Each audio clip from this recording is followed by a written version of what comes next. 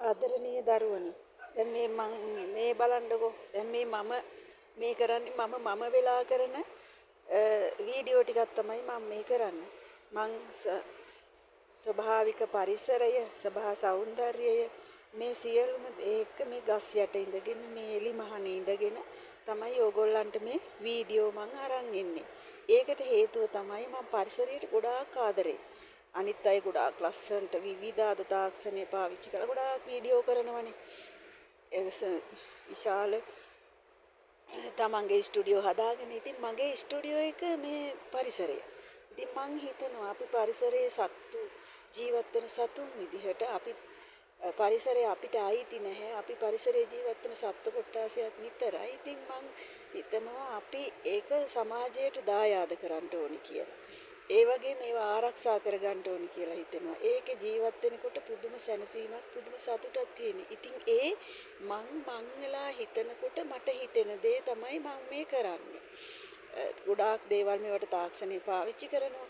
ඉතින් එහෙම කොච්චර කරා වුණත් ස්වභාවික පරිසරයෙන් අපිට අයින් වෙන්න පුළුවන්කමක් නැහෙනේ. ඒවා ඔක්කොම අපි කරන්නේ ස්වභාවික පරිසරයේ ඉඳගෙන. ඉතින් ඒ යථාර්ථය අවබෝධ කරගෙන තමයි පුතේ මං හිතාගත්ත මගේ ස්ටුඩියෝ එක හැම වෙලාවෙම මේ ස්වභාවික පරිසරයේ ඉඳගෙන මේ දේ කරන්න ඕනේ කියලා.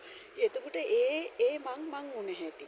එතකොට මේ කොච්චර තාක්ෂණය දිනුනා ලෝකයේ විශ්ව ගම්මානයක් විදිහට ආද AI තාක්ෂණයෙන් කරන්න බැරි දෙයක් නෑ.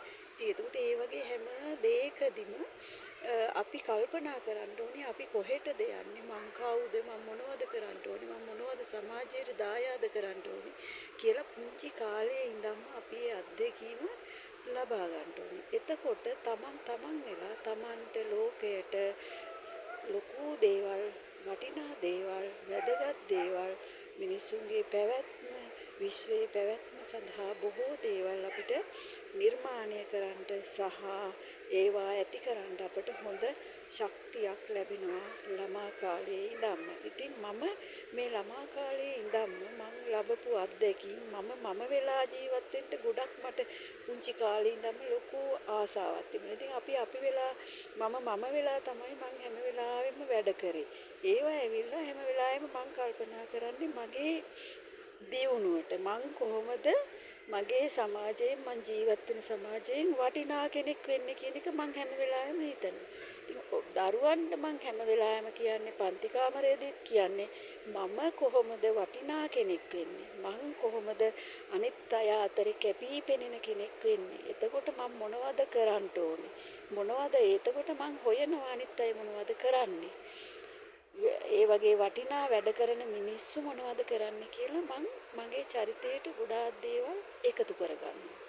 ඒ වගේ දරුවනේ අපි ඒ අත්දැකීම තමයි මම මේ ඔයාලට හැම දරුවෙකුටම මේක ආහාන හැම දරුවෙකුටම මේ බෙදා දෙන්න මම උත්සාහ කරන්නේ. මට තේරෙනවා දරුවෝ තුල දැන් අපේ පුංචි කාලයටත් වඩා පුදුම දක්ෂතා පුදුම හැකියාවන් තියෙනවා.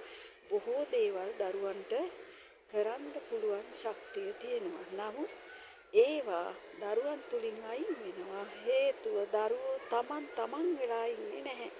තමන් වෙලා තීරණ ගන්නේ නැහැ. අනිත් තමන්ගේ යාළුවන් කිව්වොත් එහෙම කොහොම නෙවෙයි මෙහෙම කියලා දරුවන් ඒ පැත්තට මේ යොමු වෙලා ඒ තුල මට බැරි වෙයි මට මේක කරගන්න ශක්තියක් නැති වෙයි කියලා එතනින් අයින් වෙනවා. එහෙම නෑ මගේ පුතාලා. අපි හොඳ ශක්තියක්, හොඳ විශ්වාසයක් Taman තුල ගොඩනගා ගන්න ඕනේ. මම ගැන විශ්වාස කරන්න ඕනේ. මට පුළුවන්. මං ගැන ලොකු විශ්වාසයක් තියන්න ඕනේ. වෙන කවුරුවත් මගේ ළඟ ඉන්න කිසිම කෙනෙක් ගැන නෙවෙයි මං විශ්වාස තියාගන්න ඕනේ. මං ගැන මං කරන දේ හරි, මං කරන දේ හැමෝටම වටිනා දෙයක්. මට හානියක් කරගන්නේ මගේ ජීවිතයට හානියක් වෙන දෙයක් නෙවෙයි මේක. මේකෙන් අනාගතයට මෙන්න මෙහෙම දේවල් වෙනවා කියලා හැම මොහොතකම දරුවෝ කල්පනා කරන්න ඕනි.